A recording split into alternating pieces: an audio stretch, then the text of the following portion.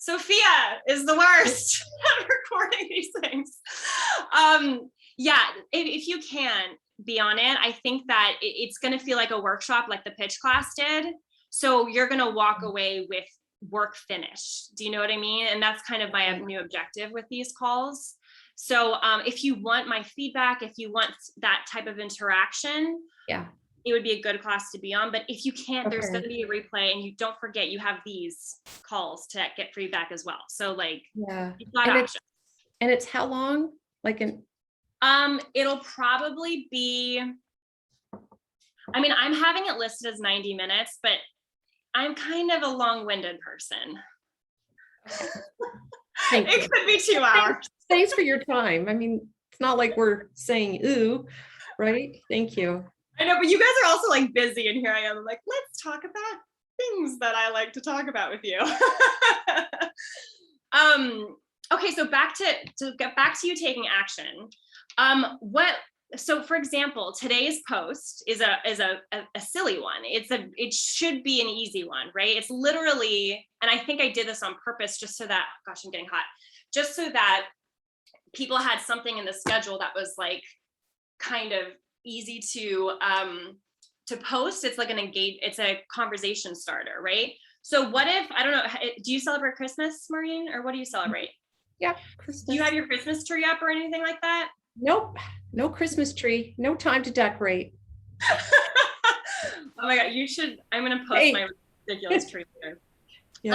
Well, okay, do you have, because basically what the prompt was something like, I gave a couple of one-liners, and it was like questions like, just out of curiosity, when did you start believing in Santa? Just out of curiosity, it's just a question, right? So today, I literally want you to post a selfie and a question. And this is not about engagement. This is not about anything. This is just about taking that action, because then guess what? You posted twice this week and you hit your goal. So that's one thing, right? That's one thing I want to say. The other thing that I want, let's make this our goal. Their goal is going to be 2 a week right now. Okay. And I'm going to be checking in on you. So now you've got some accountability from me. I was going to say to you, I know how I work, and I don't know if anybody else works this way, but I know if someone, like, if I had some kind of accountability with anyone in like 2 a week or whatever, and we checked in, if I knew someone was going to be saying, did you do it? I'd be embarrassed to say, no, I didn't. Like, it would help. If anybody else is in that position, let me know. I'd love to have an accountability partner. A posting accountability partner, reach out to Maureen. I'm thinking about setting a system up in 2022 with this as well, but I don't have my ducks in a row on that. So definitely, if someone wants that now, reach out to Maureen. Kylie's like, yeah, that's the same for me. So, hey, Maureen, you guys might have just found each other. Yes, accountability is important. So I want you to post twice a week, Maureen. Okay. And it's gonna be, our goal is like a B- to B+ piece of content. So if it's not perfect, by the time we hit, let's say 30 minutes to do your post, it's time to go up. Okay. I know. Oh, I saw your face. Yep. 30 minutes. Because we don't need to just be training ourselves to be posting. We need to be training ourselves to not be spinning our wheels posting.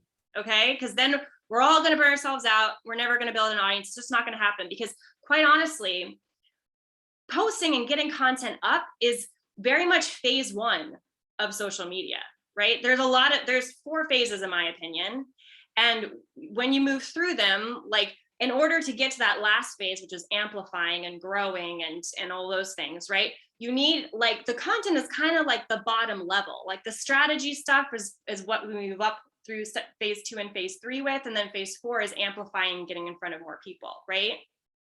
So for me, we're still at phase 1, and content is very important. I'm not saying it's not, but it's not necessarily the thing that's going to move the needle. It's the baseline, right? But the other stuff is really what's going to help conversion and things like that. So we need to get that muscle built. Okay. So, so again, I'm going to schedule a post in the Facebook group literally let's say, I don't know, I won't tell you, I'll surprise you. And I'm just going to ask you, how's it going with those posting this week? So what day of the week are you going to post? Oh my gosh. That's the other thing. I really should just have 2 consistent days, but I don't, because That's okay. every day ends up being different. So that's why I've even just told myself twice a week. That's And fine. Yeah, don't put days on it. That's fine. Whatever makes it easier for you to stick to, that's fine. So you're going to twice a week. It's going to be B+ content. And let me remind you, if you have to, because the thing is, like you said, in What the Heck to Post, I give you prompts every day, right? Mhm. Like, I do not want you. Sometimes what I think happens is people will read the prompt and they'll say, oh, I don't think this is going to work for me. So let me think of something else to post, right? And I get it. That makes sense. However, in your situation where it's taking you a long time to take that action step, Mhm. there are days when I want you to question, wait, why isn't this going to work for me? Why can't I just use this template? It's already made for me. Switch out the words and just post this. Why do I have to make something new here? Again, the objective is just to build that muscle. It's not about the engagement, it's not about any of this stuff. So sometimes you don't have to do this, but if you find yourself thinking, I don't think this is going to work for me, just question that. Why would that not work for you? So at the very least, we can have a discussion about that. But I just want the action to be, I want, by the time we have our next problem solving call, you to be like, I posted twice a week since our last call. Okay. And you know what? You're right, because I often do look at the templates and then I start to think, well, how can this apply for me? How can I work this for my audience? And then much time has gone by and then I just say, okay, I need to go. I need to move on with my day. Yeah. So yes, I have found that as well. Yeah. And I think that actually tends to happen with templates in general, because it can be hard. That's why I try. Sometimes like, it's not possible because I'm not in your industry. So I don't know a lot of information that you guys, so it's hard to give examples that you could just literally take off the site and use, right? Yeah. But I try to give a couple of scenarios sometimes so that you can kind of get juices flowing and this and that. But again, this is the problem with templates. But I think that, anyways, at time, I just like, when you have that thought, just look at it a little longer. Because sometimes I find when you're building the muscle, sometimes it's the best to just literally use what you got, because you only have 30 freaking minutes. Yeah. You have to move fast. Here's another thought that often trips me up is I'll have the content, the script, but then I don't know what image to put with it. And I'll start looking at what I have. And so that creativity I find I lack. It's not really coming up with content. It's pairing it with an image. And so then that would be my next hurdle with, even if I have the content, it's like, oh crap, I don't have an image to go with it. Yeah. So then, So no, I mean, that's something that people have expressed as well with me. And, you know, I don't know that I have like the best piece of advice, because like the advice is really just like take pictures, right? But like something that my husband and I do for each other, actually we haven't done it in a while because England's not, I don't know. We used to live in a much more like pretty area than we do right now, but Bradley and I will actually I think we're doing one this weekend where we just have like 30 minutes where we like go into a park or something and he just takes a few pictures for me so that I have them on my camera roll. And I literally just use those. Like the picture I posted today is actually one I took 3 years ago during a social media shoot, which I never posted, you know? So I do have like a folder on my phone, and my husband and I just do photo shoots for one another. Your husband probably isn't on social media, so it'll just be him taking photos of you. But that's like my best advice, to be honest. I think that makes sense. Yeah, like you have to plan ahead with these things sometimes. But then don't forget, if you don't have a photo that day, we're only building a muscle. So go to the templates. No pictures, just use a template. Okay. I did do that. I did do one probably at least 2 or 3 weeks ago now, because I didn't have an image. So I did use something, a stock photo, and it was flat, like so flat. Do not. And then it was like, what a waste of, then I felt like it was a waste of time. Yeah. And I would not use stock photos. And not like, there are people who do. I think usually they are like businesses that might not have like a face to the business, but for you, you're a coach. You really have to have that connection with your people. Mhm. I find stock photos to be, unless it's like, it could be a picture you took on a beach or something. Maybe it's like the view of a beach and it's like, but then even then, if you're lying, if you say, oh, look at my view. So it's like, I think stock photos just don't work personally. It kind of eliminates that connection between you and your audience. So for me, yeah, I would make that a rule just to avoid stock photos. Okay. Okay. So do you feel able to, oh, Kylie, I mean, I could be using my photo shoot photos. Yes. That'd be good. Does Do you- anybody, I'm just looking, does anybody want an accountability partner? I'm just looking. Maureen, how about you do this? Can you share your email address so that they can reach out to you off camera? I don't know what, Sure. off the call. Put your address in the caption. All right. And also I would say who you help. Maybe someone wants to work with someone who has like a similar industry as yours. Do you feel like you have an action plan in place to build that muscle for the next?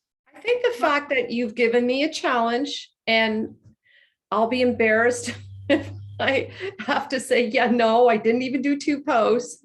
That in itself will hopefully prod me. Yeah. And also I would come to the content mapping class or watch the replay, because I think I don't want to give like talk it up too much, but I think if anything, it's going to give people a lot of clarity. Okay.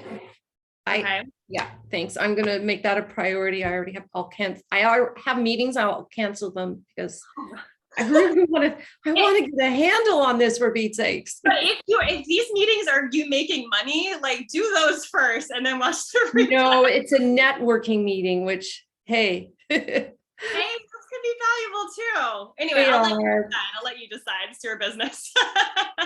Thank you. Thanks so much. You're so welcome. You're so welcome. Okay, so who is next up? Okay, Maureen. No, it wasn't Maureen. I think it was Talita, right? Yes, Talita. Have you found your pitch?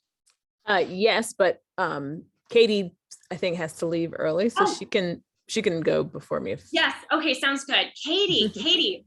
So I remember your question, but let me just make sure that I read it. Yeah, it's just about launches.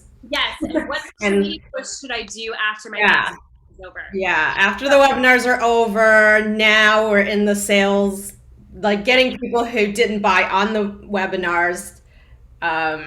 What is the strategy? What is like something that I should be posting? Okay, so in the launch class, I outlined a whole thing during launch week, right? So I have a whole schedule in there for you. And guess what? I actually took that schedule and I did a masterclass on it later for a different community. And I created a lead magnet for them where I put it all in, I'll just drop it in the chat. I put it all in like a downloadable where I have like the actual schedule for launch week.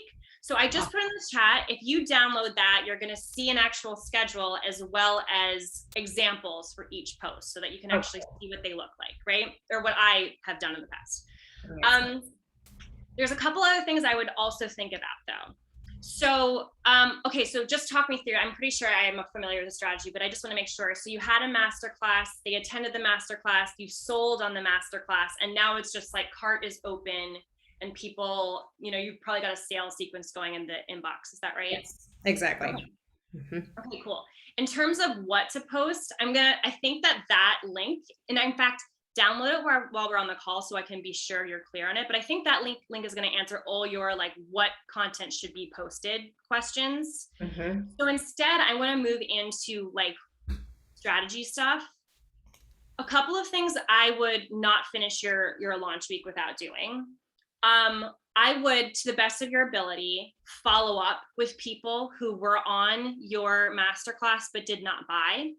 And I would just say something like, hey, Sophia, I am so happy that you were with me on my masterclass on Tuesday. And I just wanted to make sure you didn't have any questions, like something like that. I just wanted to make sure that if you had questions, I was here to answer them. Something that feels really supportive or whatever it might be, right? Hopefully what that's going to do is start a conversation where you guys can either answer your question, and then you can say, are you thinking about joining us in whatever the program is? Like, it can turn into a DM sales conversation.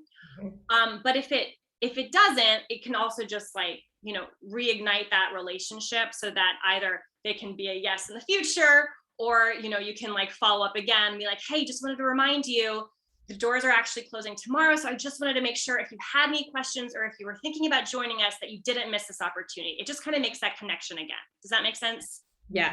Like, am I doing this in the DMs?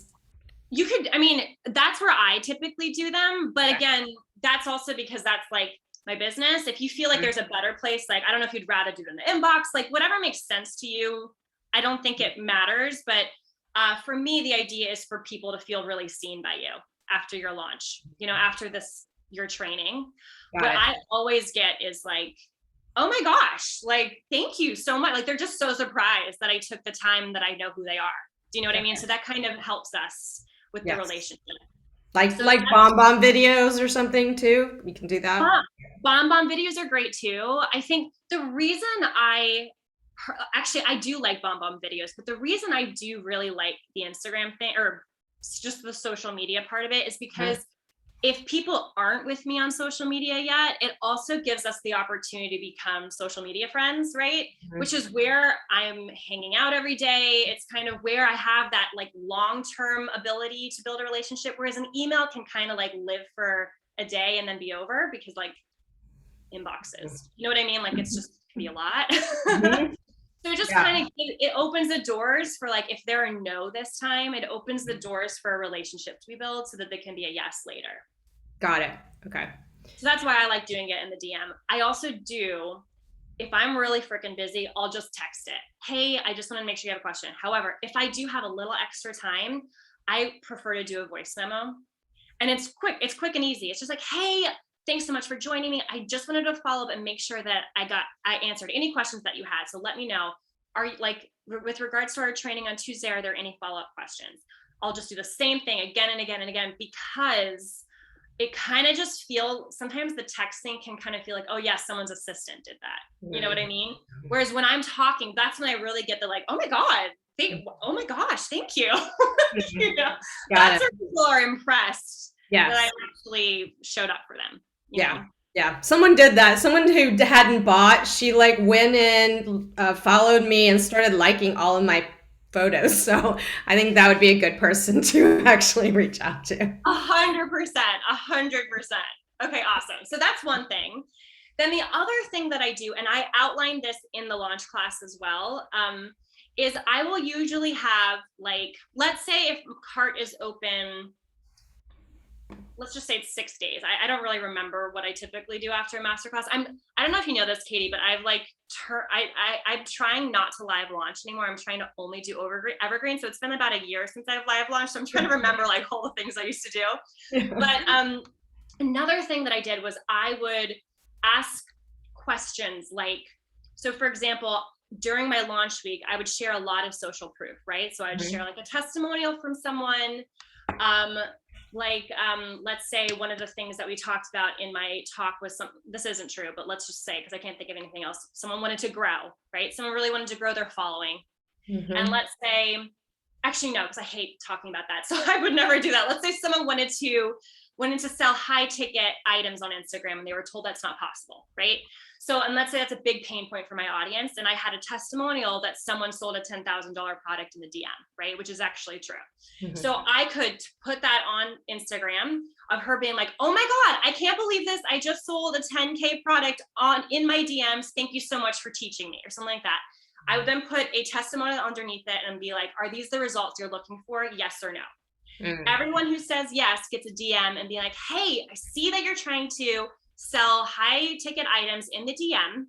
I wanted you to know, and P.S., if they were on the mastermind, if they were on the masterclass, that's something to reference, because you don't want to be like selling something and then they're like already a client or something, like they just bought or something. So just make sure that you're like double checking your spreadsheets or whatever it is.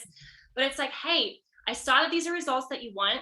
I'm so excited to tell you that I'm actually about to close the doors on my course that's going to teach you exactly how to do this in module 2, or however it's worked out, right?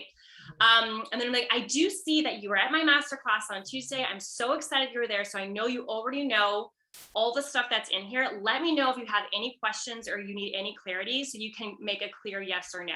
Here to support you either way, you know, something like that. But everyone's going to get some kind of a response to remind them, that's so great that these are results you want. This is something I'm teaching in my masterclass, right?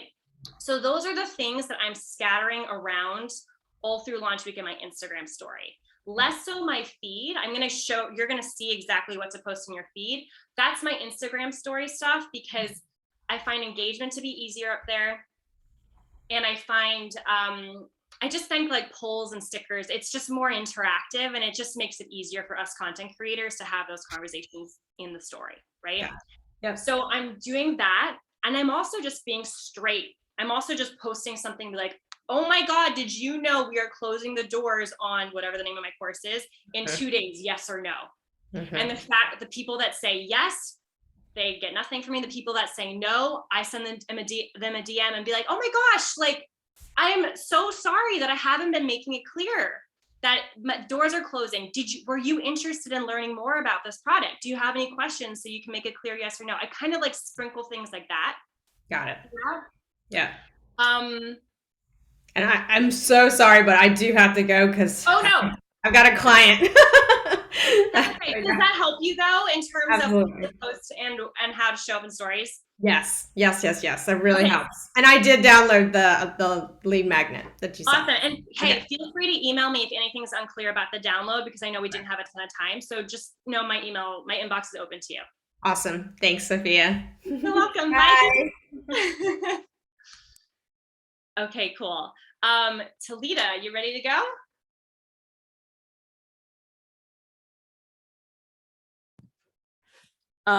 Yes, so yes, I am. Hello, everyone. You know what I just realized? I'm supposed to read what you want first. That's probably why you were like, wait, what are we doing again? So let me read what you're struggling with. And yours was a great one, actually. So you say, I know that my number one focus has to be list building now and through the first quarter of the year. And getting in front of new audiences is key. It would be so cool and exciting to see more people I don't actually know at my workshops and in my program. Ha, totally get that. The pitch class came right on time. I'd love for you to look over my pitch letter and help me brainstorm on the type of peeps who would be great collabs for me. I'm always impressed when I see what would typically be thought of as a competitive business. Sorry, I misread that, but I don't know, I'm always impressed as someone who would be typical competition for me when I see people do a joint venture, i.e. podcast interviews, guest coaching, insights on this community, lead magnet swaps, etc. That ends up totally synergistic. So I'd love to create that for my biz. Okay, awesome. So does that still resonate with you, first of all? Are there any changes you want to make to that? Yes. Okay, cool. 100%. So why don't you read your pitch letter to us, and let's do the actually read the whole letter, because I'm sure the beginning part's not long anyway. Does that work for you?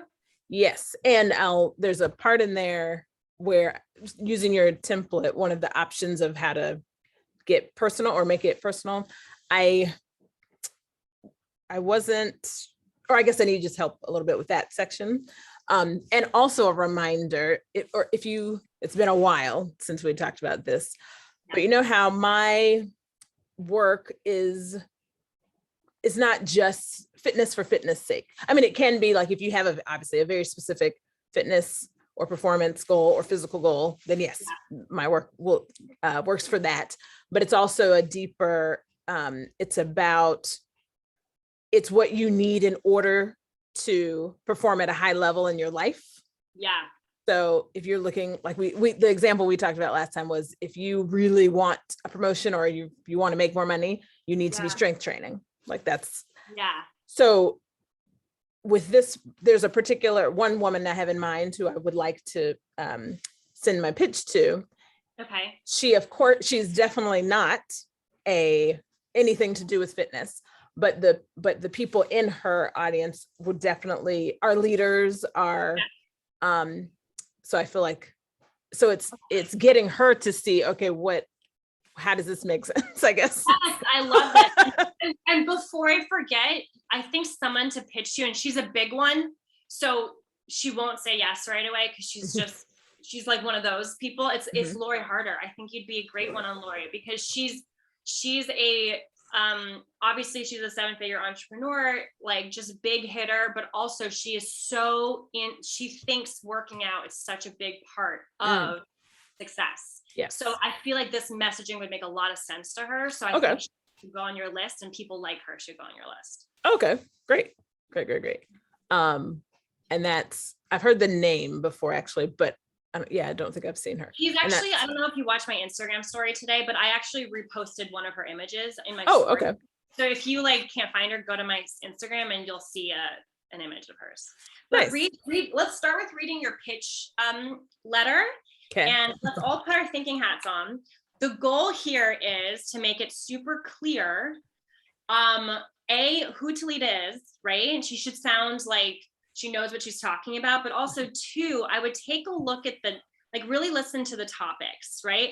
Do the topics make you feel, because we're all high achievers, right? Mm-hmm. The topics make us feel like, ooh, I'd be really interested in learning more about that. So I just want us to have that question in our head while we listen. Okay. Like, no pressure. Right. I feel like I need different examples. No, don't worry. Now.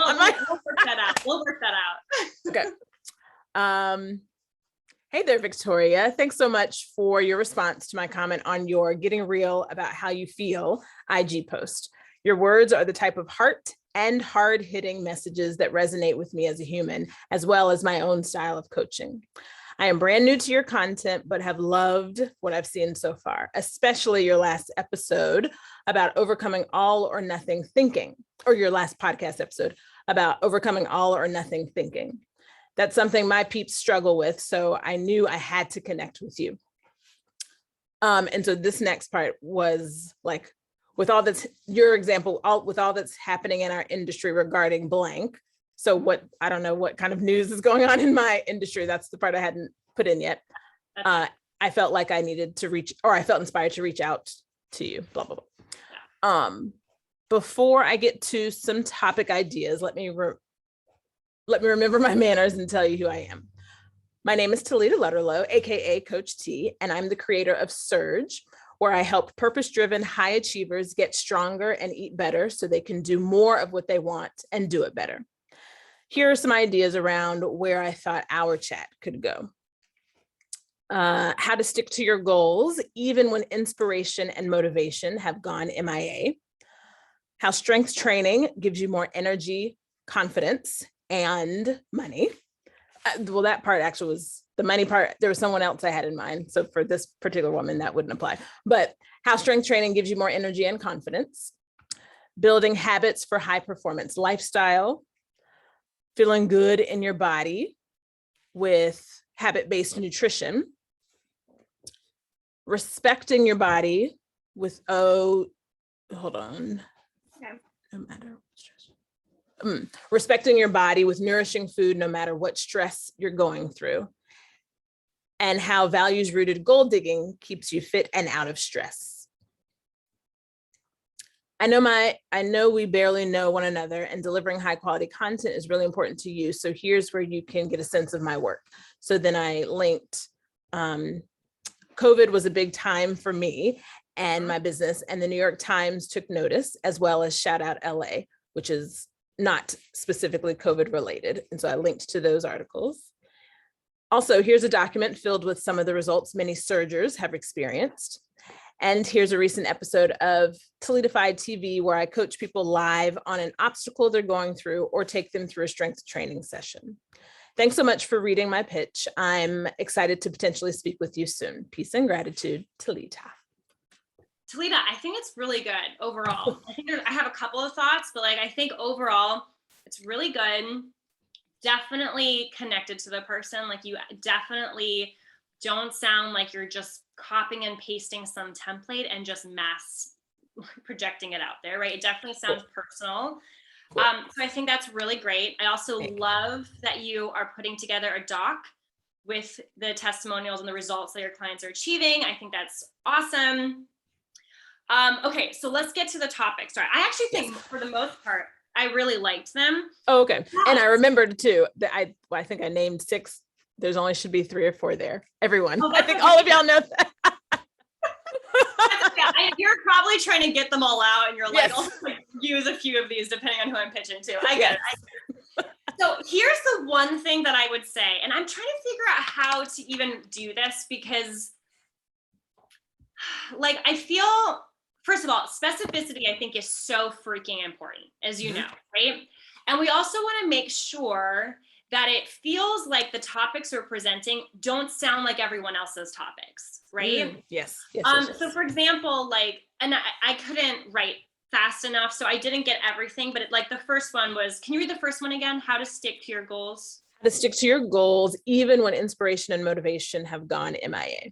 Yeah, I think like for that, can we make that mean the same thing, but get a little bit more specific around what your ideal audience is going through? So for example, for me, let's just say, oh gosh, I can't think of a good example, but I feel like put them in a situation their ideal client would find themselves in a lot. So like, you know, if I'm targeting I'm not a mother, and for some reason, the only audience I can ever think of is moms, and I don't even target moms. Like, I don't know why this is. And I'm probably not even right when I describe a mom's experience. I'm not a freaking mom.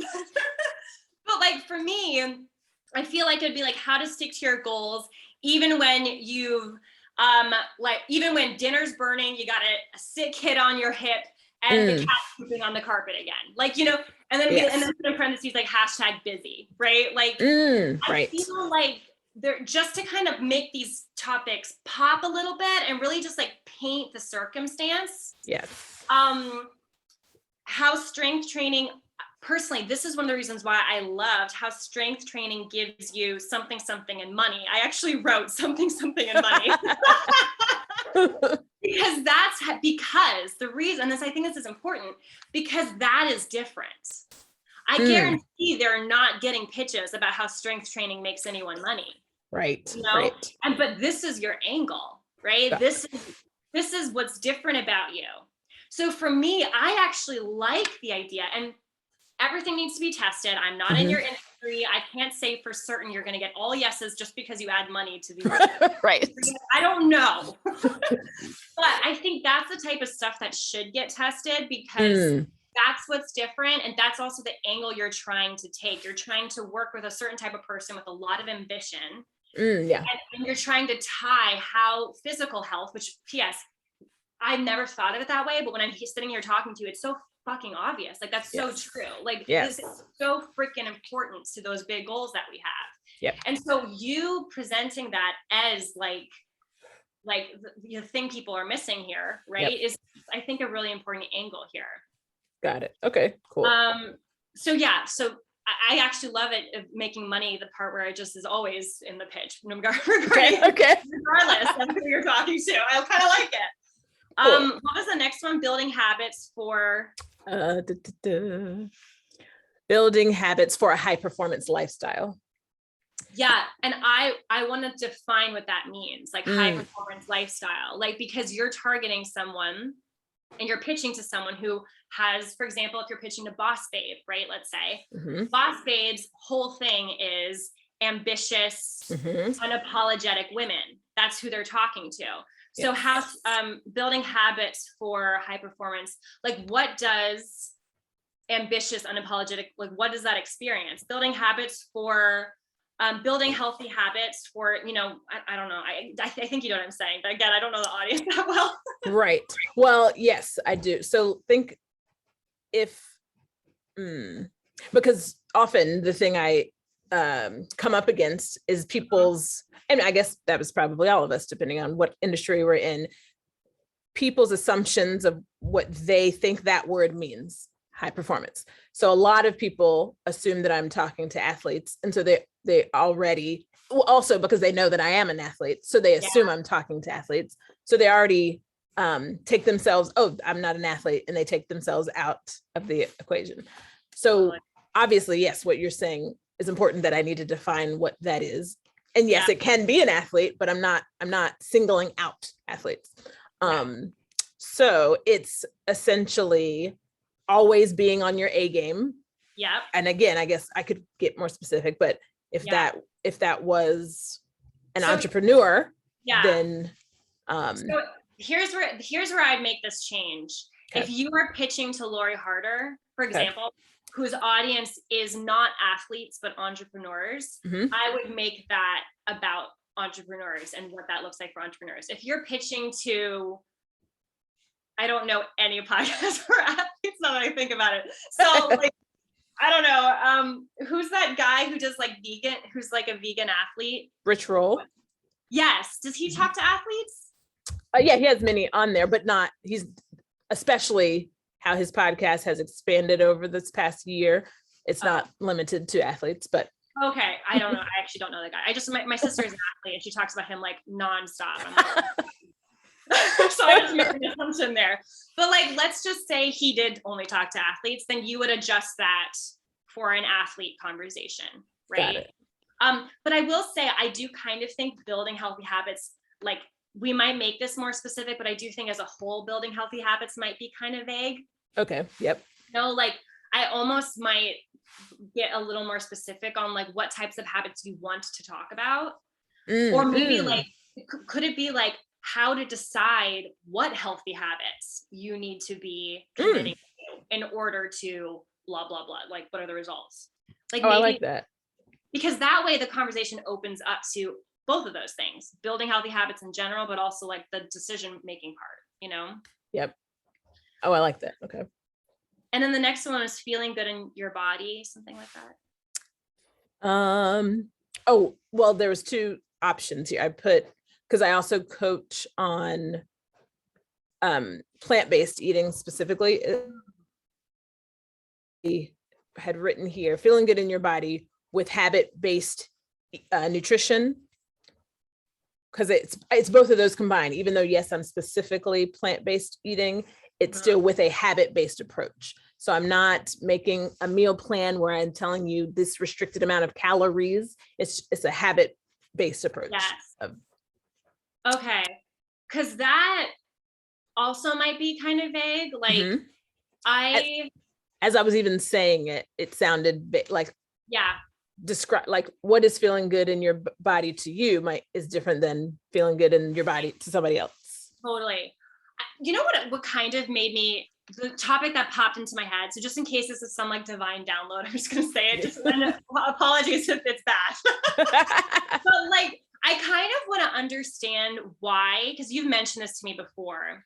Like I was a plant-based, remember when I tried plant-based eating for like 6 months? Yes. Yeah. And yes, I loved it. And it just ended up being a convenience thing. I think I'm going to go back to it though. But anyways, I could not believe that I actually like felt probably better, like stronger. I was expecting to be weaker and I actually was stronger. And a part of me is like, I don't know if this is juicy enough, but like, could you on a podcast explain why plant-based eating actually makes you stronger? Like, is that something? Because I feel like that's a topic that could be hot right now.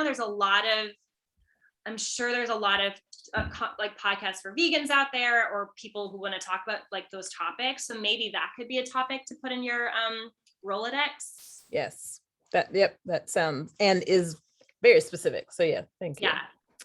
And what was the last one? Respecting your and makes you stronger. Respecting your body with nourishing food, no matter what stress you're going through. So I often hear like people's eating habits go to the wayside when they're either too busy, stressed, or hard things are happening, in their life. But looking at it as there's still a way, again, without getting so bogged down by such specifics, to still, that's what a habit is, to still continue a habit, but specifically I look at it as respecting your body, not about eating perfectly, but certain non-negotiables maybe, that to continue to respect your body even through those situations? Okay, so this just popped into my head again. I don't know if this is good. But it almost makes it sounds like what you're saying. Correct me if I'm wrong before I give you my topic. It sounds like what you're saying is it's actually not eating perfectly. That's the answer. It's actually okay, good. Okay, if I'm right, then what if it's like why eating perfectly is the worst way to hit your goals? Or why eating Oh, yes. why eating perfectly is a sure way to fail at your goal, or is a sure way to get, I don't know what the word would be, but like I kind of feel like there's something in there. Yes. And again, yes. I'm just trying to make these specific, but also like there's a really specific, because you'll probably only have 30 minutes to an hour, right? So they want to make Right. sure that there's like a topic that they can ask you about. So even if it's something like my trick for making sure I still, this is the worst example ever, but it's the only one that's coming into my head. And I know you're not a weight loss coach, so please don't think I forgot that. But like, let's just say you're a weight loss coach. And then it's like my trick for, actually, I'm not going to use that because that's such an offensive example. I'm going to use, for me, my trick for getting clients, even when your content bombs. Like that's one of my tricks, right? Ooh, so maybe there's yes. something in there where you're like, you have a trick or a technique or something that you can talk about that speaks to a pain point everyone has. So again, like people feel like, oh, if my content bombs, I'm never going to get a client. So I'm turning that on its head. And my topic is my trick for getting a client, even when you've got shitty engagement, or even when you're real, like, I don't know, whatever it is, right? Making that specific, but also alluding to the fact that there's like a specific topic here. Yes. So this might not be it, but you're saying back to that eating perfectly thing. My trick for whatever, staying on track to your fitness goals, even when your eating isn't perfect. Yeah, something like that. If you can specify the fitness goal thing, but you might not even need to, because I think that will be different for everyone. A fitness goal, for me, I'm not trying to lose weight, but I definitely have goals in terms of like getting like tight. Yes. Yeah. Okay. And other people might feel like they want to lose weight. So like, Got it. Okay, cool. That makes sense. And I just saw, thank you for the feedback in the comments. Thank you. Thank you everyone for feedback. Eating goes out the window when stressful things come up. So yeah. Oh my God. I can relate to that too. Yeah. I think she's just saying that that's like a tendency of all of us. Like so I kind of like the idea that could also be one, like my trick for sticking to your goals, even this is not like reword this, but my trick for hitting your fitness goals, even when life's way too stressful to eat perfectly. Right. Joanne's feedback. Yep. Yeah, I like that. Yeah. Oh, that's interesting. Kylie's what to eat for maximum brain efficiency. That's interesting. Yeah. So you have a lot of like, of course you can't like give a million ideas to so like don't do like, but like maybe now you have a Rolodex that depending on who you're pitching to, you can kind of like mix and match maybe. Yes. Oh, definitely. And what was I gonna say? It left my brain. It might come back. But the other thing, so yes, all of this is great. Thank you so much. And the last part to that, the question I submitted is, and maybe it's a fear thing that I have to work on, but I've heard both. Like, you don't want to collaborate with someone who is your direct competition, but on the other end, one of us can't have all the clients. So there's plenty out there. There's plenty to share. So why not collaborate with someone who you know is also doing great work? So that's where, so another piece of advice I've gotten is essentially whichever way I decide, if it's someone who does exactly what I do or not. Yeah. The ones that don't, what that would look like, similar to this particular woman who I was talking about, but whether that be a, I don't know, running shoe company, or is it a, what types of people does it make sense, I guess, to? Yeah. Okay. So first of all, I think that I'm going to speak to both that. So like, if you are pitching to someone who's like so aligned that you're almost doing the same thing. Right. Right. Like if you are, I think that the secret to pitching to them is just to acknowledge that, you know, like it's just to be like, I know we're in the same industry. I know we have similar clients and I know we have similar like messaging at times, but I also know, you know, where you're really great at is this, and where I'm really great at is this part, right? Mhm. And I was wondering, so for that reason, I actually thought we could have like an awesome conversation where we address both sides of these, since they're both so important to hitting a goal or something like that. You know what I mean? I think it's in Yeah. the way you present it, and it's that you're not ignoring that or unaware of that. You know what I mean? Gotcha. And I think that is the secret for pitching to people who are similar. I've actually collaborated with a lot of people that like. Well, yes. Well, yeah, you're an example that when I was talking about, I've seen it done so well and it looks perfectly fine. Yeah. Yeah, totally. And it really just ends up being like one of us kind of can say, I feel really good at this part, and I think you're better at that part. Mm. So instead of me doing really good at coaching this part and doing a kind of good job at this part, I'd rather you come in and talk about this and I talk about that, and then we can both help more people more strongly or something like that. You know what I mean? Yep. But I think it's in how it's approached that can be like, because sometimes I don't even see it. Someone will pitch to me and I'll be like, are you kidding? We're like literally selling the exact same thing. And then when we say it, I'm like, oh yeah, you're right. Actually, that's a great idea. You know what I mean? So it kind of helps me see it that way. Cool. The other thing is, I have to say, I feel like the people you need to be pitching to are like the Lori Harders. I really, they are all about that. Like they care so much about health and fitness and things like that, but their audience are entrepreneurs and like Lori and Chris. So here, write a couple of people that are on my brain right now. Lori Harder, her husband, Chris Harder, who PS, his podcast is all about money, like making money, generosity, you know, scaling, everything having to do with money. So if you sent him a pitch about, because he's also a huge work fitness like person, right? So if you send him a pitch about like this tie, again, he's gonna get thousands of pitches a day. So like be consistent. But I think it's something he would appreciate and he would understand. Okay. I also think Lindsay Schwartz. Are you familiar with her? Mm-mm. So she has a membership called the Girl Gang. I think that's what they're called. Girl Gang Community. I can't remember. Well, I've heard of that name. I just hadn't heard her name. Okay. She's the founder of that, and she has a podcast. But her whole audience is entrepreneurs, like very much female driven, right? But she's trying to help women like build their business and do it sustainably and with, you know, things like that, like just like help, right? She could be a great one. Cool. Side note, this is not, I don't know, again, it's just downloaded into my head, so just in case you need to hear it.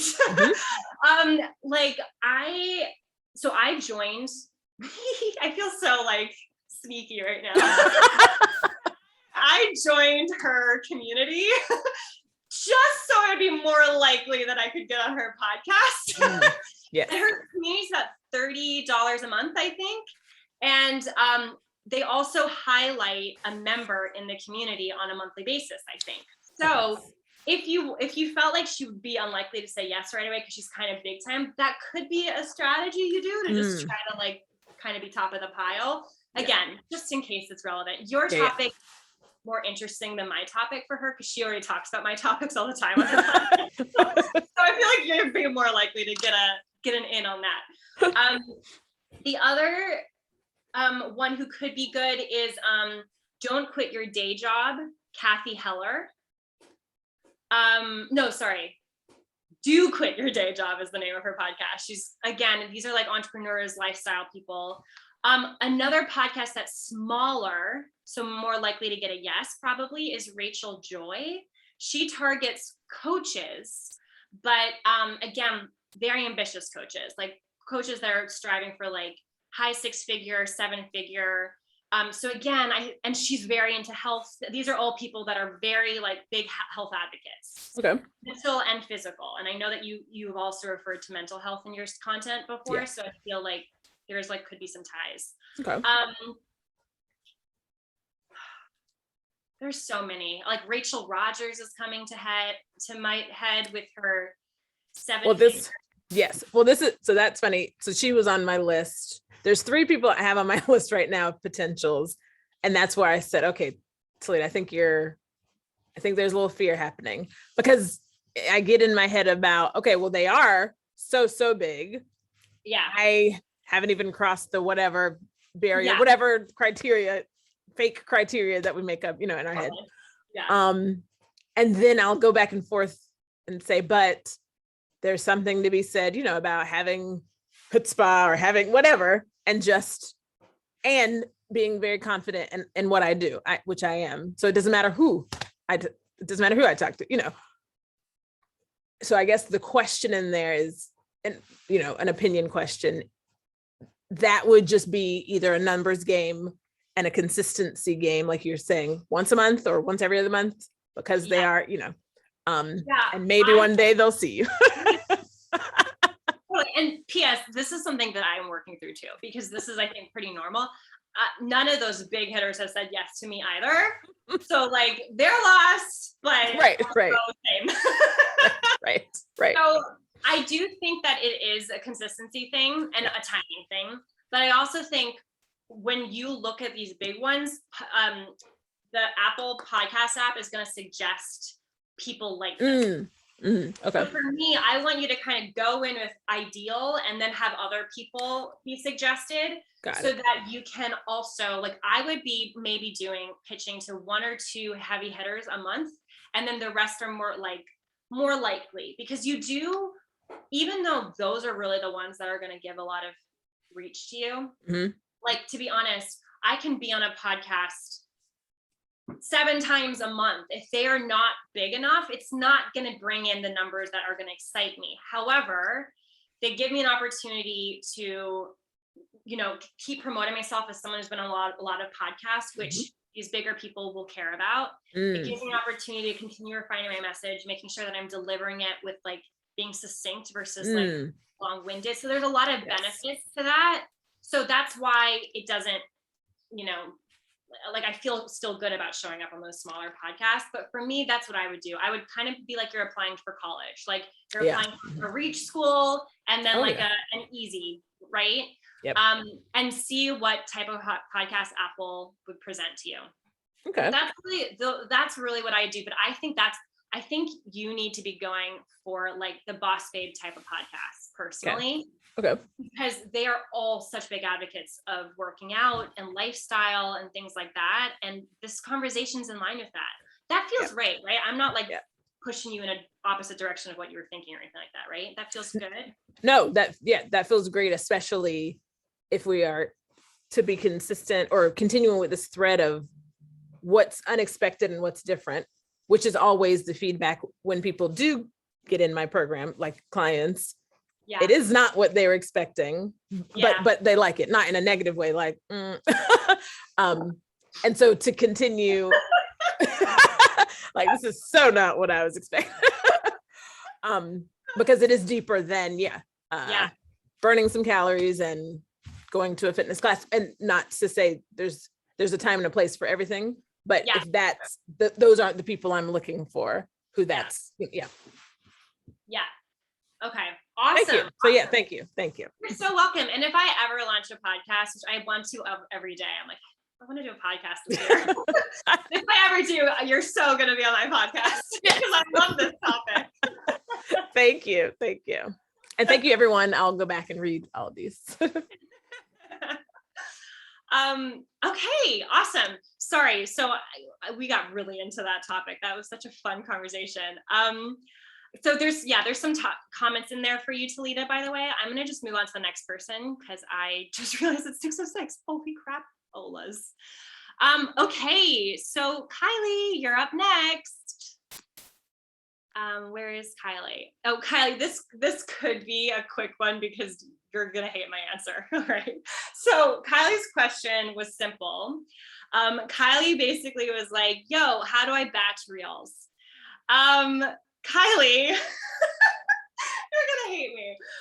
My honest response is don't, because let me explain why. Okay, it's not that I don't think you should work ahead on reels, but with the batching, I find that, oh my gosh, the reel stuff changes so fast. Like what's relevant is like could be different in 24 hours. It's so annoying, and it's for reels content for planning ahead, that can be tough. So can I offer a different suggestion? I think that here, this works out for me sometimes and then doesn't work out for me other times. And on the weeks it doesn't work out for me, I just post other content outside of reels. But when it does work out, it works out well. So I try to have, let me actually share my screen. I'm going to be giving you guys a template of this at the content mapping class. So this isn't ready to share with you yet, but don't worry, I will give you something like this. So I essentially, and this isn't that fleshed out because I made a new one, but I essentially, like when I look for reel, like when I see a link to a reel that I really like, I will open up and put it in my like a spreadsheet or something, and I'll just so that I don't forget it. Actually, the first thing I do is I just bookmark it on my phone, because sometimes I'm not in a place where I can, grab a link, put it in Google Docs. Like my brain just doesn't work like that. So first things I do is I'll bookmark it. And then I usually have like an hour booked into my schedule where I work on content, right? Where I'm just kind of planning ahead with content. And in that hour, I will take it out of my bookmarks and I'll put it into a Google Doc like this. And here's why I do it.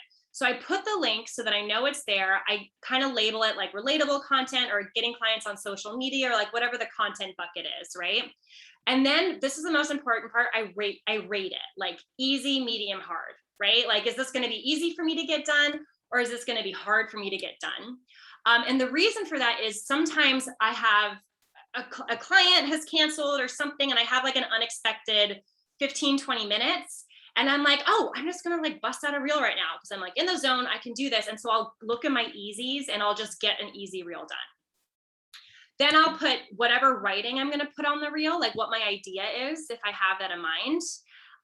I'll have a sense of my caption. And then if there's a next step, I will write that there. So if I'm going to use this to see the lead magnet, I'll like prompt myself there, or if it's just engagement, I'll just drop engagement. But I kind of just like regurgitate some thoughts so that I like have a sense of what I was thinking to do for this, right? So I like to have probably an hour of, I don't actually use an hour anymore because I actually use What the Heck to Post to plan. So for me, it's like sometimes it just takes me 15 minutes because I just look at what the Heck to Post has going. And I'm like, yeah, I'm just going to stick to that general content plan, right? But when I did not have that, I would give myself like an hour to kind of put my stuff together. And then I would actually have a content creation time. And that's when I would like go into this doc and I would like film 2 or 3 reels in here. Now, with regards to you, Kylie, you have a team, right? Do you have a team? You do? Okay. So if you have a team, here's how I would do it. I would film the clips that you need, because this is actually what my assistant does now. I used to do all the reels by myself, and now what I do is I film the clips, I send her the clips, and I will give her this document. And I'm like, hey, here's the reel I'm making. Here are the clips you need. Here's the writing on it. Let me know when it's finished. And she puts it together for me. So that's what I would do. So it's not necessarily batching like a month in advance, because I know you wrote on your thing that you're trying to do like a month in advance. Instead, you might have 75% of your content planned a month in advance, because not all of it will be reels, let's say, or whatever it is. But instead, you're going to have a system for kind of getting it done for you quickly, right? So that's what I would do. I would bookmark the ones you like, kind of have a sense of how you want to put them together, film the clips when you have time, and just send them to your VA to put it together for you. That's what I would do. So where I was going with that, I had an idea because I like to sing, and I've been getting so many ideas about like Adele's breakup songs and like how we break up with our clients.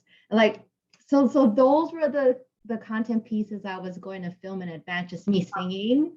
Yeah. And then, but this spreadsheet is really good where I was like, okay, I like this Adele song, or I like this phrase from that song. Oh, and then whatever, and then I'll just put it in that sheet, and then the VA can batch the reels. Because Totally. But those pieces of content, I think for me would be sort of timeless, and I would just drop them on wherever. But it's just like, when do I have time to like sing? Yeah. And right now my voice is not there, so like I wouldn't bust it out right now. So those are the reels I'm thinking about batching. Yes, and that makes sense. I don't know why I assumed when you said batching reels, I was like, oh yeah, you mean trending audio. Of course there's other types of reels, Sophia. Duh. But yeah, it makes For sense. me, like honestly, like the trending audio and like trying to do all of that feels Yeah. like a lot of work. But I'm like, why don't I just make my own audio? Because I can. Totally. You know? Yeah. So, I love that. how do I? Okay, so I just have like a follow-up question on that. If I am like singing like my own content and I film myself singing like just pretty much selfie style, how do I just save it? And then when I put it on a reel, it's just gonna say original audio by Kylie, or do I have to put the audio separately over it? No, so if you are filming, I would play with it a little bit, because it's actually quite simple. Once you start using it a little bit, you're like, oh, that's how it works. It's kind of easy to figure out once you start doing it. But if you use just like, for example, if I were to film a video of me just saying, hi, and then I post it on Instagram Reels, because I am speaking and I'm not putting I'm not putting a speaking track on top of it, it shows up as original audio, right? If I wanted to put a song, it's been a really long time since I've done this, so I'm not 100% sure if this is still the case, but Okay. if I remember correctly, if you want to put a song on top of it, like, sometimes you can talk, but then there's like a song in the background. Yeah. If you add a song in the background using Instagram, it will not say original audio. It will say the name of the song. Okay. Does that make sense? Yeah, that makes sense. And here, I don't think you're allowed to add a track not through Instagram anymore. I think it gets flagged, because Okay. I think there was an issue with the artists and Instagram. Mm-hmm. And so I think if you want to add music like written by someone else, you can sing, that's fine. But if you want to like add an Adele track, I think you have to use Instagram now, because I think It there was has an to issue go with through their Instagram approval artists. process. What'd you say? It has to go through their approval process and. Well, because I don't think every song is allowed on Instagram. I think there was like negotiations with the artist or something, like there's copyright issues. And so there are some songs you can't get in the library because they're not approved or they're not like allowed or whatever. Like, I don't know what songs, I haven't looked into. I was gonna say Taylor Swift, but I literally just saw a Taylor Swift song the other day, so it can't be Taylor Swift. But like there are some that are just a little. Yeah, Amy said, I've had audio removed from some reels that I created a reel with the trending audio. It's just silent now. Yeah, same. Like sometimes over time, and I don't know how this starts. I don't know if there's some creator that took something from a movie or something, and then they created their own original audio thing, and then someone saw it and flagged it because they didn't have permission. But this is why like things that are like that, like music or like from a movie or stuff like that, you have to be careful with, because if it's not approved by Instagram, it's not okay. Oh, okay. So, well, okay, yeah, I might have to, because even covers may not be approved either, right, by the artist? I think covers are okay. I don't quote me, because I'm not, I can't sing to save my life, so I'm not trying that covered strategy. So I don't know. But I think they're fine. I see covers all the freaking time, and I'm pretty sure they're not writing every artist and asking for permission to sing. Right. So because when I do pull up things, I'm like, oh, okay, that looks cool. And I see people using songs and like putting business things behind it. But I'm like, oh my, right. And with my issue with trying to find the music, I didn't go into my Instagram yet, so I can't give you the update. But I'm like, I can't even find the song that I want to use. And like, hello, why don't I just sing it and then just do it that way, and then it'd be so much like easier for me, and because I know exactly the clip that I want. You can just sing it and then just be done, film it, and be done in like 5 seconds. Exactly. Also, you're such a good singer. Like I remember you telling me you wanted to sing more, and yeah, so I'm like, okay, now's your chance. Yeah, and I got the idea to use hashtag business ballads. Oh, that is so freaking cute. Yeah. Oh my So God. they're all gonna be just ballads and love songs talking about business content. and Yes. stuff. I love that. I love that, Kylie. Well, Okay, good. do you feel like you have some action steps for batching? Yeah. And I kind of was like, like I was in that Toledo boat where I'm like, I just need like the validation, like this is actually okay before I can go ahead and do it. And you know what? This is the other thing. Sometimes these things are just like, You never know, right? yeah, but also sometimes they're just a question of like, this is what's right for me. I know Yeah. get engagement, but this is me, and the right people will see this. Like the amount of stuff I have put out there that people have not resonated with, but it was so in line with my brand, so in line with what I coach about, so in line with me as a person that I don't give a fuck. Sorry, Hillary, I know you're new around here. I swear a lot. I really hope you have no children in the background. I usually give a warning. I do. My 17-year-old is here, but don't worry because I have a truck driver mouth and the F-bomb drops all the time. I think that was probably their first word. So really don't worry about it.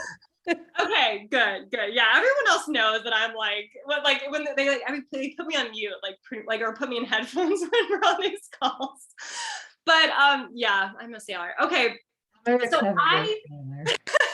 but yeah, so sometimes it's just so in line with you that it's like, even if it doesn't work, even if it falls flat, like sometimes in 1 year it'll take off. Do you know what I'm saying? Like there's so many stories where people are just like, I don't know, nothing was happening for a year, and then this one thing I did took off, and everyone's like, where have you been this whole time? And I'm like, dude, I post every freaking day. Yeah. So yeah. Well, I just wanted to say you just gave me the idea for my first business ballad post. It's the song "This Is Me" from The Greatest Showman. Love that song. Thank you. So that's so good. Okay, last comment before I move on to the next person. But another thought is, if you go to Betches or something Betches, I don't know. They do like, it's like a page for entrepreneurs, and there's a lot of people like rewriting the song. So it's kind of like a hit we all know, but then they're rewriting it for business. And when you said business, That too. kind of, Yeah. it like, I find them so funny. That's a little extra work for you. So don't do that unless you're really passionate about it. But that it's just, some of them make me like howl with laughter. No, yeah, I write parodies all the time in my head. So Oh, yeah. good. Okay. So Yeah. fun. Oh my God, I cannot wait for this. You have got to share this with us as soon as this gets done. I might actually like do a I might actually like do a thing where like I voice dub it. So like seriously, share it with me. Okay, awesome. Let me see who's next. Who's next? Kylie was done. Oh, we did Katie. Clarissa. Sorry. See, that's my singing. That's not me. Hi, Clarissa. Okay, let me read. All right. Okay, so this is a little bit of a longer message. It is. Do you have time? I mean, Well, I know we're way over already. Yes, and that's okay. I mean, again, if anyone has to go, we're not going to get upset with you. But let me just see. Let me just skim the important parts. I have been feeling really stuck around my niche, or however you describe it, or say that. Messaging and finding my people to do the relationship building strategies with. I think this is because I'm no longer feeling aligned with my niche, weight loss. Is this next part okay to share, Clarissa? You can share it, yeah. Okay. I'm in the very drawn out process of getting diagnosed with an autoimmune disease. And while going through this process, I see a real need for coaches to help people manage these diseases with lifestyle changes. I'm feeling much more passionate and aligned with this new niche, and already can think of tons of places to engage my ideal audience and people to pitch to. But I'm just going through this stuff myself. So it's probably going to be a little bit before I can confidently make the switch to coaching these people. So what I'm wondering is if you have tips for how I can be building these relationships now, so that when I am ready to make the switch, I will already have people on my launch spreadsheet ready to go. And I guess, how can I do this without confusing them while I continue to focus on weight loss clients? I hope that makes sense. And please let me know if this is too long of a topic. Okay, so here's my thought. I feel like, first of all, with regards to coaching people with an autoimmune disease, is it still with the same like results, or is it like, are they still looking for the same results that your weight loss clients are looking for? Or do you feel like it's like a completely different goal that they want? Good question. Yeah. So, I mean, obviously they're maybe not really looking for the weight loss. Obviously, it's more of a like, I just want to feel good. I want to feel in control. I want to, kind of take back my life.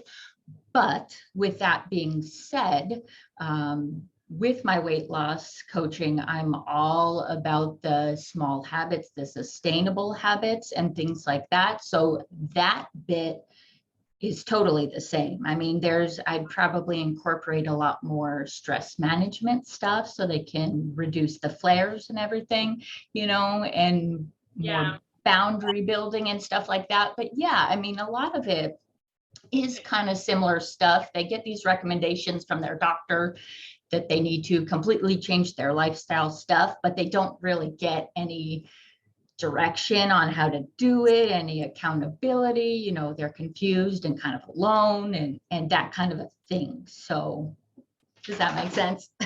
Oh my God, that makes so much sense. And you know what? I never actually thought about that, but that's so true. When you go to a doctor and they're like, yeah, it could just be like lifestyle changes. Just make those lifestyle changes. And you're just like, thank you so much. And then you're like, what the fuck does that mean? Yeah, that's so true. Okay, so if they are looking to achieve the same or similar results, I think then, because the one concern I had was I didn't want it to be like, it would start to get confusing if you were basically speaking to two different audiences. Yeah. Right? But actually, it doesn't sound like your audience are people who want this kind of goal, like whatever it is, right? Yeah. And the type of person can change, but if they want this type of goal, right? Like, I can help you, right? And I do think you have to mention that somewhere. I think you do need to start bringing up more like of the autoimmune disease like topics more to make sense. Right. But I think that for me, I don't think it's not like, for example, I have been thinking about like coaching social media managers. Like, I don't think I'm not thinking too hard about it at the moment, but like, I do feel like eventually maybe what I want to do is be like a business coach for social media managers. Cause I did that for so long. You know what I mean? That would be, that's a totally different audience, right? Yeah. So for me, I'd actually have to create a different presence. So I just wanted to make sure we didn't have to do that for you. And It doesn't feel that way. Does it instinctually feel that way for you? Yes and no. I mean, it's definitely a different crowd, and my Instagram is very small, so it's not like I think it'll be super hard to do, but I'm just kind of wondering like how I can start introducing that. My ideas were like, maybe I could put it in like right in my bio somewhere, like I'm a Clarissa Cabbage, a health coach that helps women lose weight, blah, blah, blah, same thing, but like maybe somehow put in there, I'm a health coach with autoimmune, blah, blah, blah. And then maybe I could start doing like a highlight reel or something with like, this is my journey, this is what I'm going through. And then I kind of had thoughts that, I'm still talking about the weight loss stuff in my feed, but, like maybe I could use my story like of some of my dealing with this as like the lesson in the, you know what I mean? Have you shared about your autoimmune disease yet?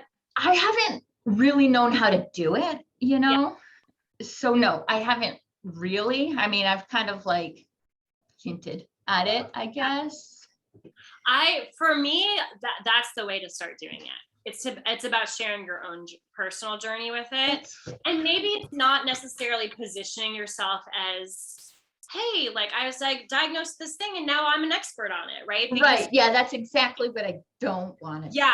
And I think being transparent about it, because here's the thing, what you're going to end up doing is you're going to learn how to navigate these changes, how to, like, you are going to become an expert on this, right? It Yeah. might not be right now, but Right. like you're going to become an expert on this. So I actually feel like instead of shifting your content where it's like now you're going to be posting tips for autoimmune disease, right? Right. Now Yeah. it's going to be like things that helped me when I got diagnosed or something like that, right? So it's like you're talking about your own personal experience. Mm-hmm.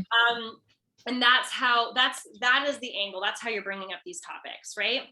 In terms of pitching though, because I know like the other side of this is like growing that audience, right? Yeah. So for me, if this is an audience that you want to grow, you do need to be pitching yourself to autoimmune specific podcasts. And I actually went into Apple Podcasts because that's not a topic on our pitch database. Yeah. And I went into Apple Podcasts and I searched autoimmune, right? Uh-huh. And a bunch came up. I'm sure. Yeah. For me, I'm thinking like, instead of thinking, I almost wanted you to try this on. I almost want you to try this topic on before you officially make a change, right? Because like you said, you're feeling a little uninspired by what you have been doing, right? But you're going through this journey right now. And so, you know, this could be simply because you're in a journey that you're feeling, you don't know if it's really something you want to commit to yet. Totally. Yeah. Like changing your life right now. I have no idea, right? But like, Yeah. we just don't know yet. So for me, this is what I would do. And I don't necessarily know that it's the right way, but this is what feels good for me. I would keep doing what I'm doing because a lot of this is still new to you, right? So Yeah. keep doing what I'm doing, not take myself off course there. But I would start bringing in my journey a little bit so that I'm start getting familiar with talking about these topics. Also just being open about what I'm going through. Yeah. Being open about what I'm going through. Sharing stuff that's working for me for anyone else. I might even put like an Instagram highlight up and be like I was just diagnosed with this. Is there anyone else on here who's also been diagnosed with this or something similar, right? Yeah. Yes. Like start conversations around it so that you kind of get familiar with having those conversations and understanding what people are looking for and what people need. And it might turn into like, let's say you get a couple people who vote yes. Now you can DM them and you can say something like, hey, like I had no idea. Thanks so much for trusting me with that information and sharing with me. Yeah. Have you found anything to help with blank?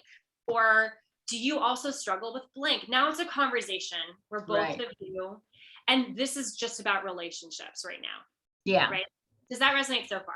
It does. Yeah, absolutely. Yeah. So I think what I'm hearing is I want to keep my feed the same, right? And really my focus is on sustainable, healthy habits, right? Which goes with both. Correct. Yeah. Right. So yeah, kind of keep the feed the same, but start sharing in highlight kind of the journey and documenting it, and then kind of just interacting with those kind of people, not as an expert, but as I'm going through this too kind of a thing. Yeah. Yes. The only thing that I would add to that is I don't think it has to be a highlight. Like I think Okay. it can also be a post, like maybe tomorrow or whenever, it doesn't have to be tomorrow, but like maybe there's a picture of you. I don't know. I don't really know like where this is so stupid of me, but like I don't know what the scenario of being diagnosed with autoimmune disease. A lot of people don't is the thing. no, I exactly. didn't before all of this. Totally. Really. People aren't familiar. So let's just say, again, I don't know. I'm trying to think like, for example, I'm trying to think of, okay, I know an example. Yeah, I think you know that my husband had a stroke not last year, in 2019. Yeah. And I didn't talk about that for a while, right? It took a little bit for us to share that because we first had to figure a lot out. We're like, wait, what's happening? Like It was so crazy, right? But when he officially found out, I remember like I started to document stuff. I don't know if you're doing this, but I did start to document some stuff, and it actually wasn't for social media. It was actually for Brad because he had short-term memory loss, right? So this was kind of an accident, but do this intentionally now, right? But I started to document stuff because I felt like he needed to remember what was happening, and he at the moment couldn't remember a damn thing. And we laugh about this now, but at the time I was like, Like it was just like, so scary, but also like really freaking annoying. Yeah. And anyways, so what I ended up sharing on social media was kind of like for example, when he got his surgery to fix his heart, I did a selfie. He was like passed out. He told me I could do this, by the way. Yeah. I did a selfie of him like passed out after surgery, and I like shared that this is what's been going on. Everything's great, blah, blah, blah, blah. He's fine. But like I started talking more, my husband more started talking, bringing people more behind the scenes with his stroke stuff, right? And it ended up being something where it wasn't a daily post. Sometimes it wasn't even a weekly post, but we would almost give people like updates, right? Yeah. And that just made people feel part of the story, even though that wasn't the objective of the entire social media content. It was just Right. allowed people to be abreast of the situation. Mhm. So that's what I would do on your feed. Yeah, that makes a lot of sense. And that's kind of what I was thinking too. But yeah, that's good. And then I've been keeping, like you said, the pain point, the list of pain points, kind of as I'm going through it, and in the Facebook groups that I'm a part of now, and just seeing what the kind of common complaints and things are. So That's so good. That's so good. So you're kind of aware of like the types of conversations people are having and things like that. yeah, Yeah. And you Very know what, cool. when you start developing your little, like what I was saying to Talita, like when you start developing your own like tricks and techniques around things, like, oh, I notice when I do this, or when I have like a 4-step process for helping me do this, when you start like noticing that stuff, and maybe now that I don't know if you're already doing that, but if you haven't, now that I've said it, you're going to start probably being like, oh, I do have little processes that are helping me. That's when you can start pitching to autoimmune disease podcasts. You know what I'm saying? That's when you kind of down the road. Yeah, exactly.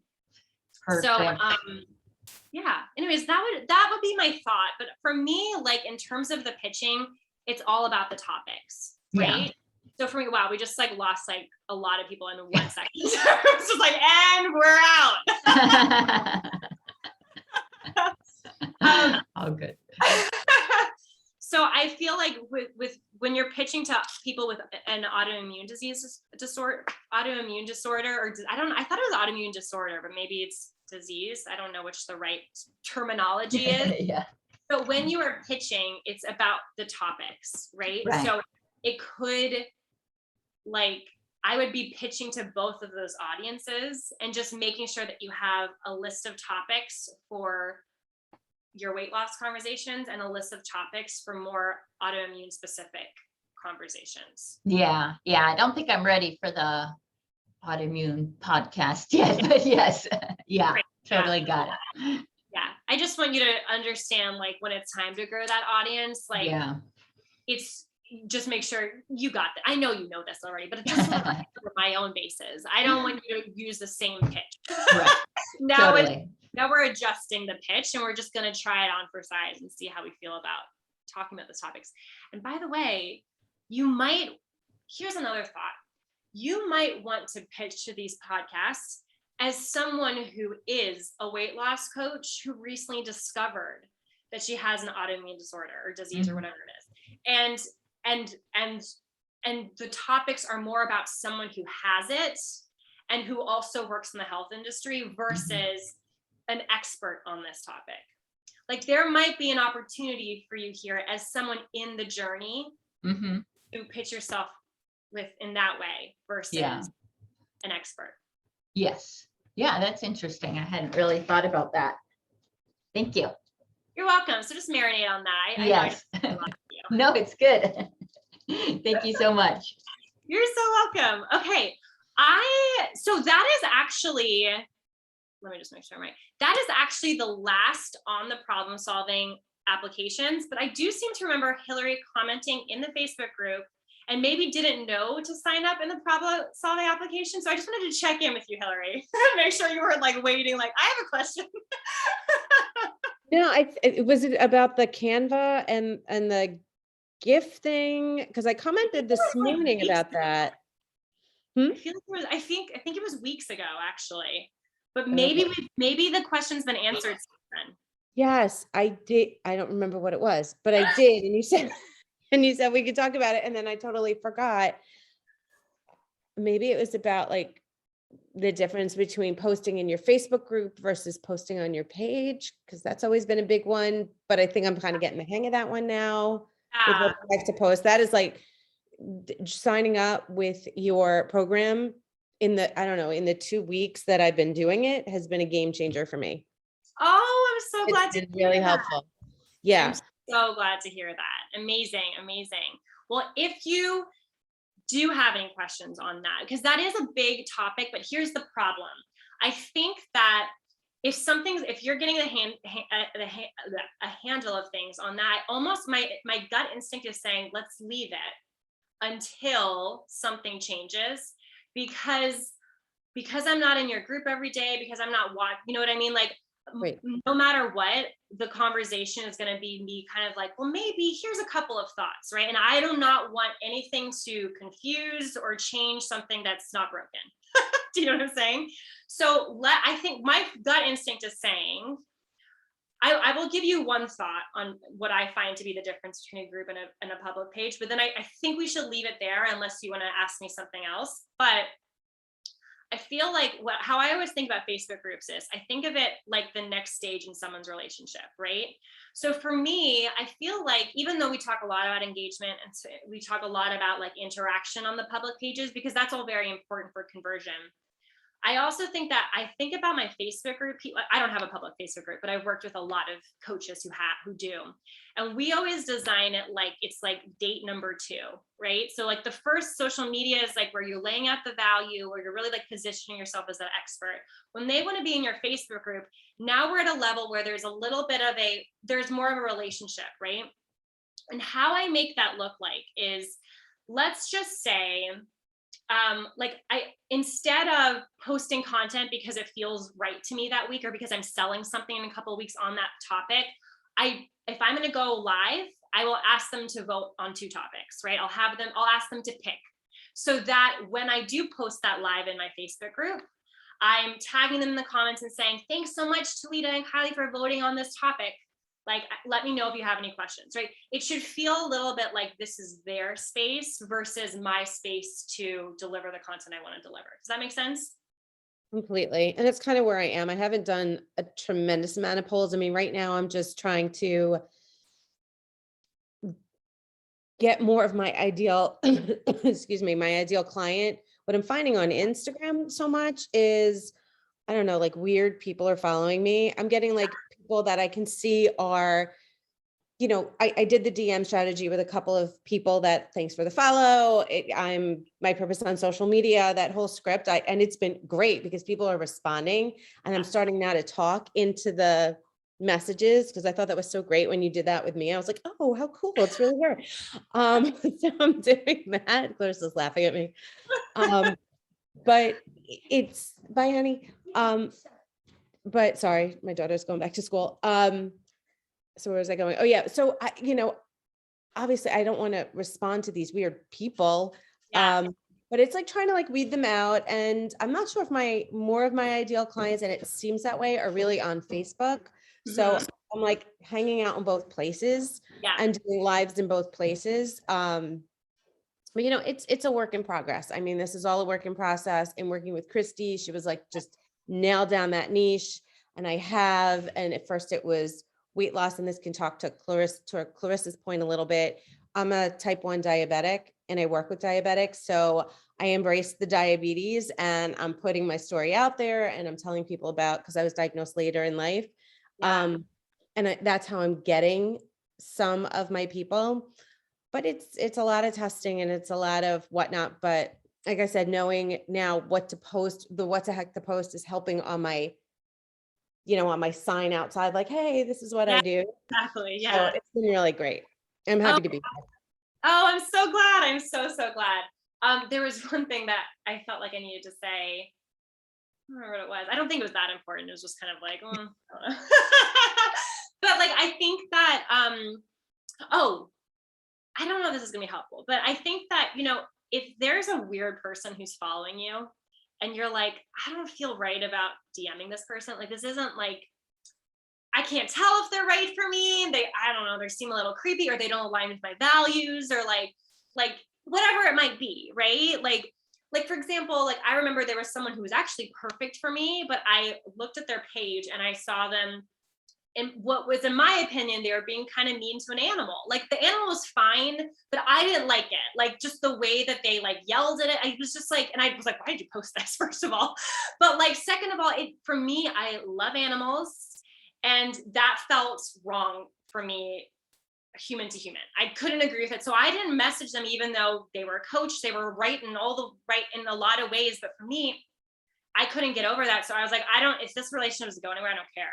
So there might be, for you, if there's someone that you're getting a vibe off of, like, don't feel like you have to message everyone, right? You want the right people with you.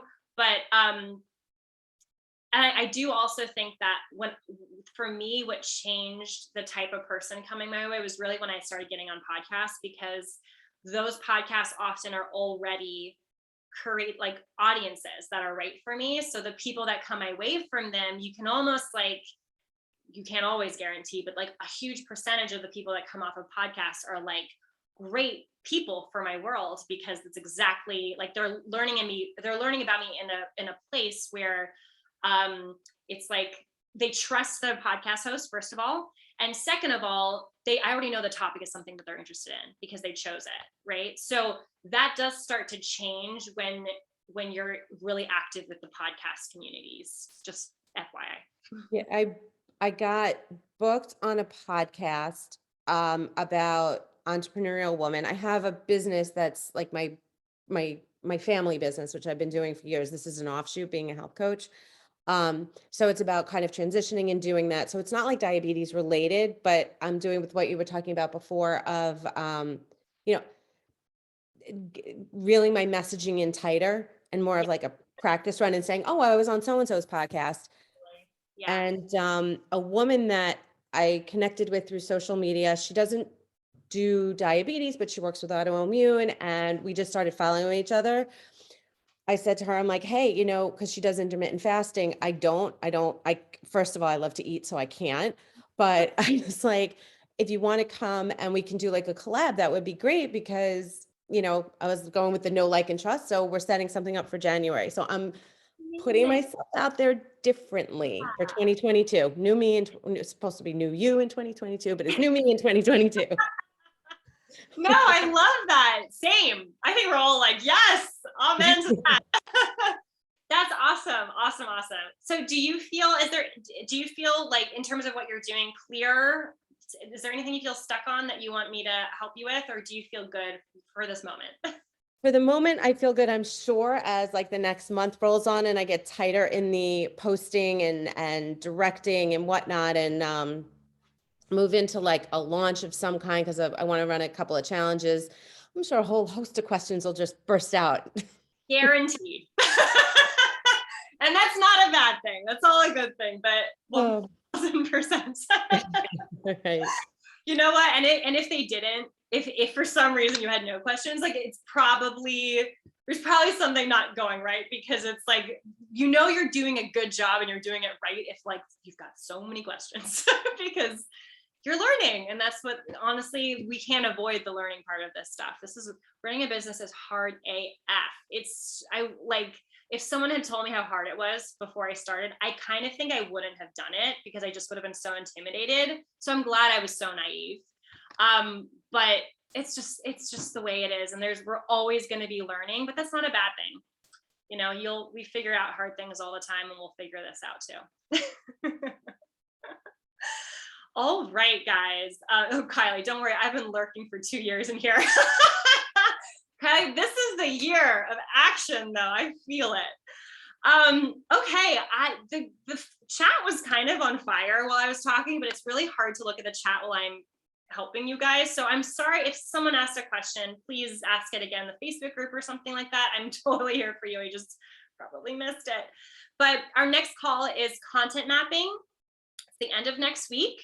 It's going to feel very workshopy for the folks that are at the pitch class. If you remember, there was a training, and then we worked a little bit so that I could give you feedback on what I just taught you.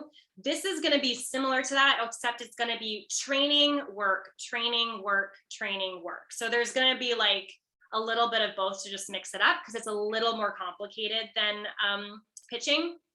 It's not complicated, don't worry, but it's just a little more, there's more parts to it. So that's on December 17th at 12 p.m. Eastern. And then I am deciding, and I'd love your feedback on this, if I should do because the next class after that will be strategy mapping. So we've got 2 things in January and February, strategy mapping, and we're going to do the consistency challenge again.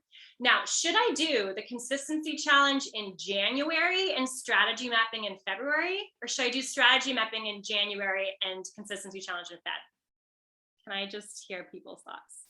So I Strategy would think first. strategy first, and then we feel like we can be consistent after Okay. the strategy. Everyone agrees. Everyone seems to be like nodding their head. All right, so that's what it is. So I'll give you the dates on those later, but so that'll be our January class. Okay. All right. I love y'all, and I will see you in the Facebook group and in the members hub. Bye.